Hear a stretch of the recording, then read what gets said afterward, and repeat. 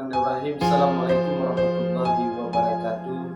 Saudara yang dimuliakan Allah, jagalah masa mudamu sebelum datang masa tuamu. Ingat, jangan terlena. Dunia ini hanya sesaat.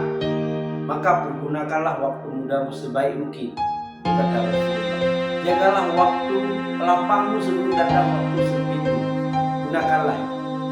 Insyaallah akan bahagia hidup. Subhanallah, alhamdulillah, wa la ilaha illallah, Allahu akbar.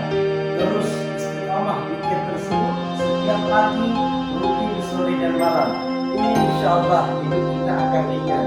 Yang ada masalah, yang sakit, insyaallah akan Allah sembuhkan dengan zikir tersebut. Subhanallah, alhamdulillah, wa la ilaha illallah, Allahu akbar.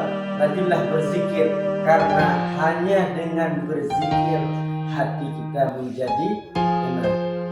La in syakartum la azidannakum wa la in kafartum inna adzabi lasyadid. Syukur atas nikmat Allah, insyaallah Allah akan menambahkan nikmat atas kita semua. Dan barang siapa maksiat atas nikmat Allah, maka adab Allah sangat pedih. Itu janji Allah. Maka saudara kaum muslimin dan muslimat, syukurlah atas